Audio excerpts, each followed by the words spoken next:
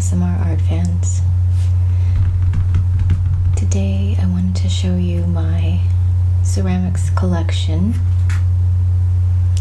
It's not extensive,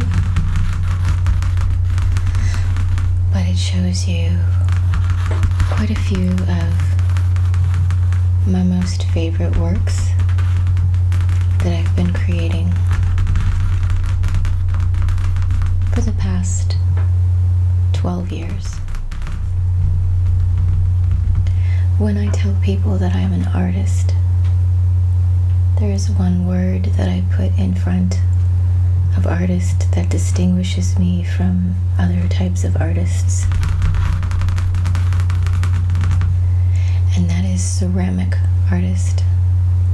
My main medium for art and creative artistic purposes is ceramics. So although I like to do painting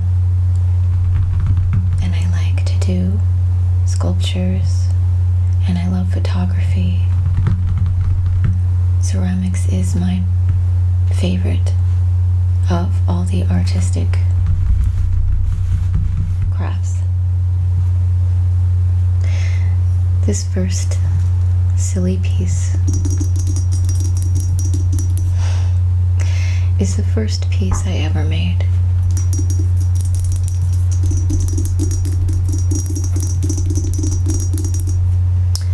I was really young. I was in my 20s, and I was forced to teach a class in ceramics, and I didn't know anything about it. So I picked up a book and I started to read it, and then I started to make my own things, and this was the first thing I made so that I could help teach the class and understand how the clay works. It's very simple. I have these decorative roses on the front.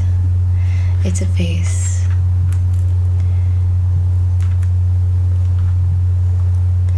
And it's very rudimentary, but I keep it around because it reminds me of the history of this craft.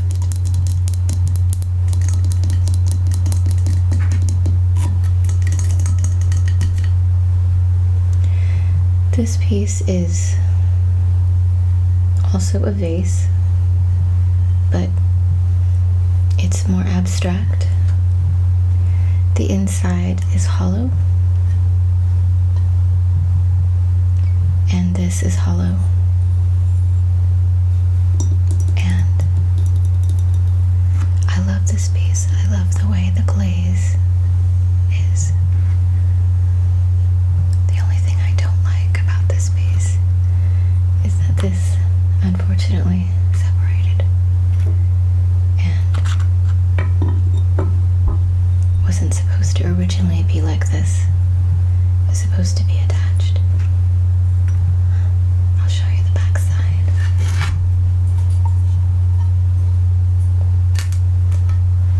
I love the glazing, the way it looks like it's drips and the colors are contrasting.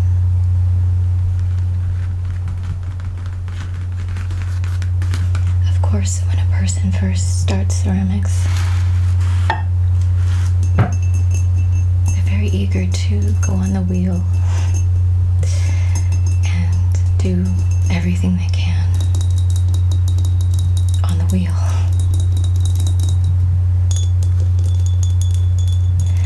And this is an example of several different bowls, pots, and plates that I've made with different glazes. This one has a lot of blue.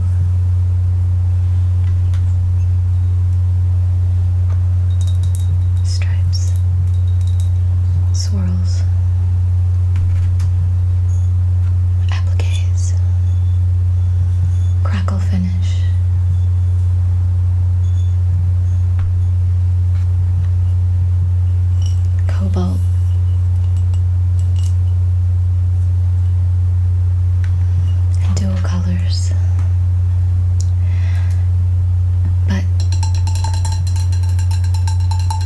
I grew tired of making these types of things. I got bored. They're useful, and I do use them. But there's only so many things you can make that are cylinder shaped.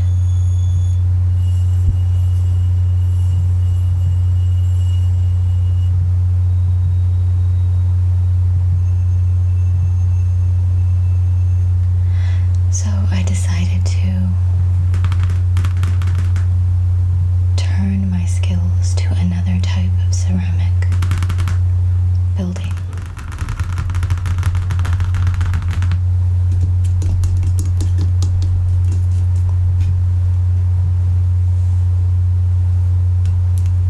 So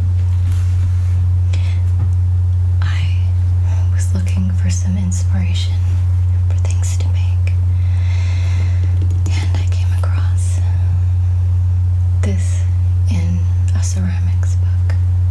She's also featured in all art history books because this is a copy of the Venus auf Willendorf, which is the oldest ceramic artifact known to man. And she is a fertility goddess. What I love about her is, first of all, she's plump with her belly to show that she's capable of carrying children. And her cornrows. You can see I really worked on those. And this is very similar to the original in concept, but I decided to make them into my own shapes, and I started making a collection of what I call my lounging ladies. And I think they're all very sweet. This is the original lady that I made.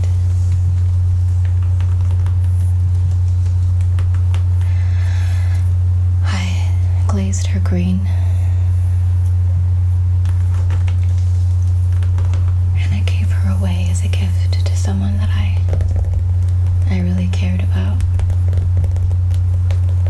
I don't know that person anymore, and I miss her. But I can make more of her. This is the original Venus.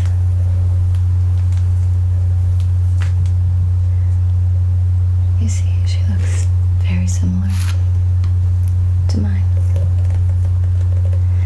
I think it's amazing that she's the oldest ceramic artifact that we know of.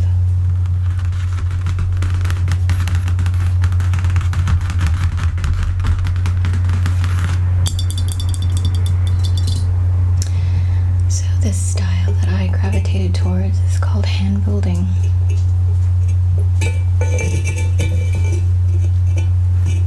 And I use different types of clays. These clays here, this piece and this piece are the same clay. This is different. This one is also considered bisqueware. Bisqueware is only clay that's only been fired once. It has not been glaze fired. So it doesn't have any glaze on it yet. This is actually a jar.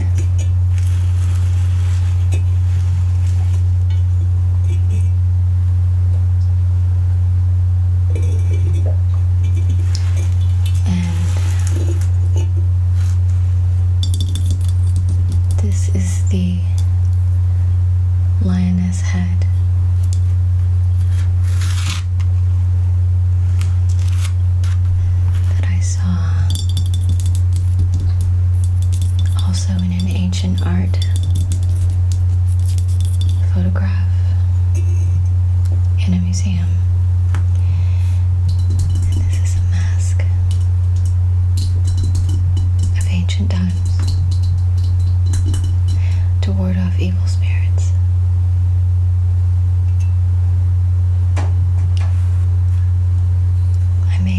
these pieces to become a teacher.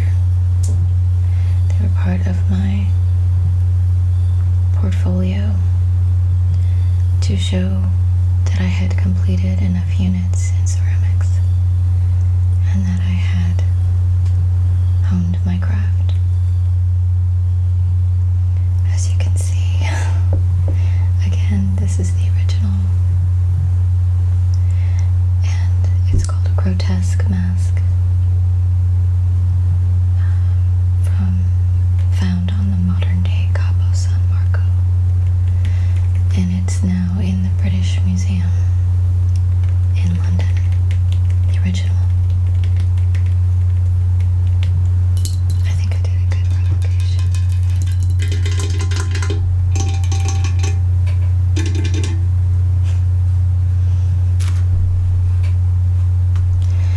When I started teaching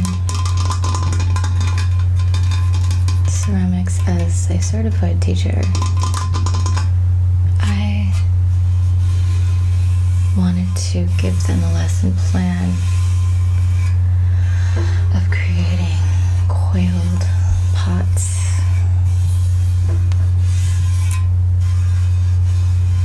Coiling is the method of rolling long coils and stacking them and creating height. This is also based on an ancient picture. I love the snake handle.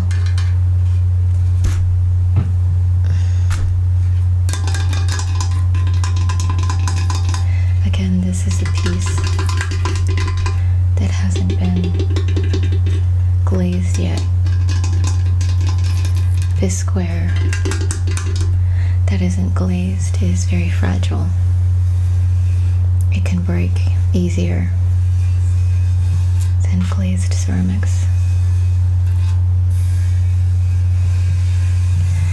One thing I must confess, I am afraid to glaze my things because I'm afraid they won't turn out the way I want them to. And so I leave things in the bisqueware state a very long time. But that's the thing about ceramics. You can't love your pieces too much, because at any time in the process they could crack and break and possibly explode, and then they're gone forever. So you make them and then you let them go and hope for the best.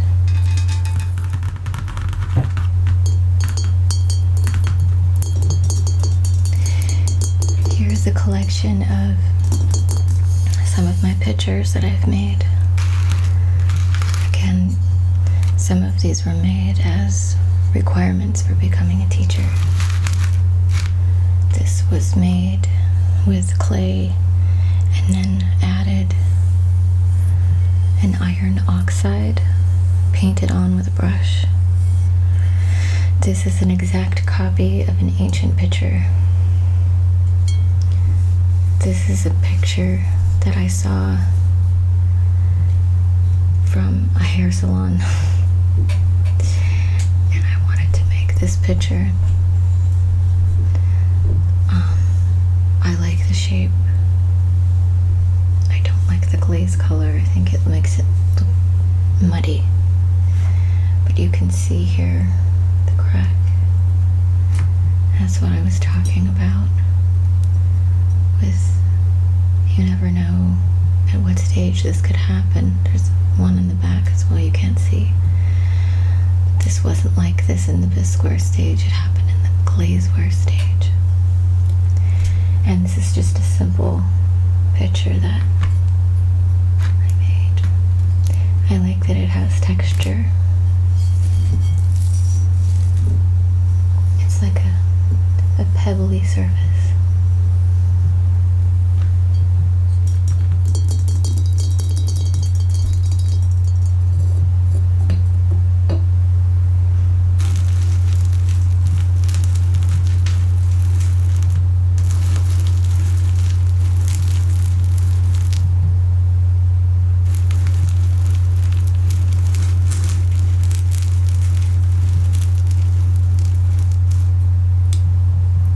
This is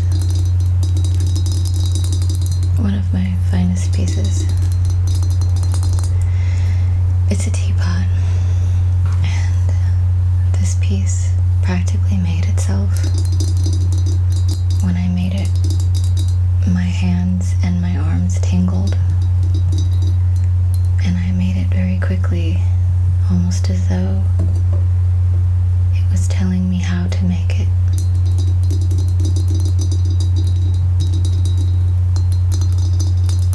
I call this piece Tea for Three with beads. It is a functional teapot. I don't normally make functional items. They're usually decorative. And I must say that I've never actually used this to pour tea. I could if I wanted to, though. I love the glazing. I love the shape. I love the simplicity. I think this is a very good piece.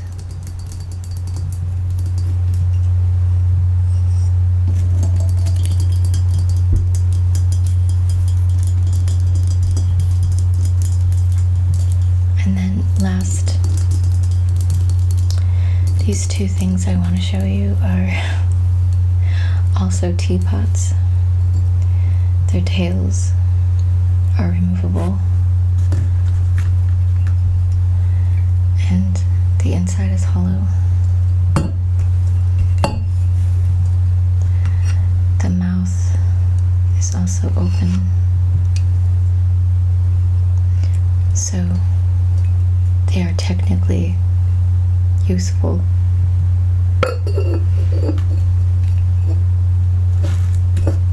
But teapots in ceramics, teapots are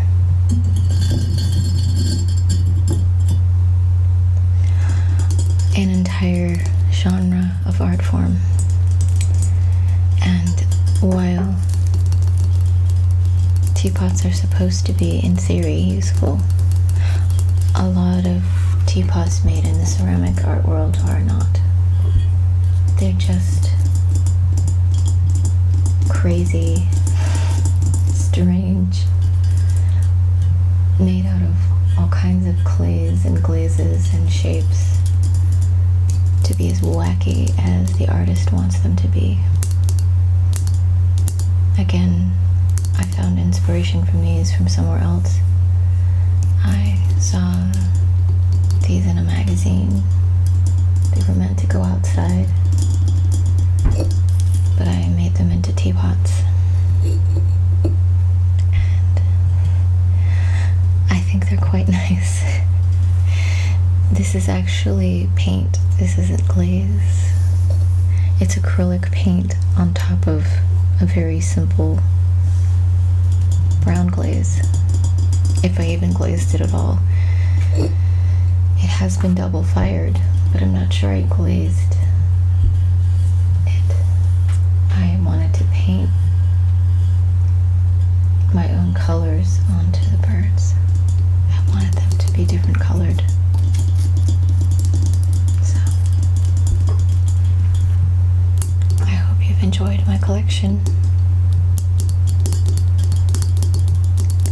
This is just a few of the pieces that I have in my home that I display, and I'm always thinking of new things to make. And at the heart of what I do, I'm a hand builder. Although the wheel is fun sometimes. You just can't make things like this on the wheel.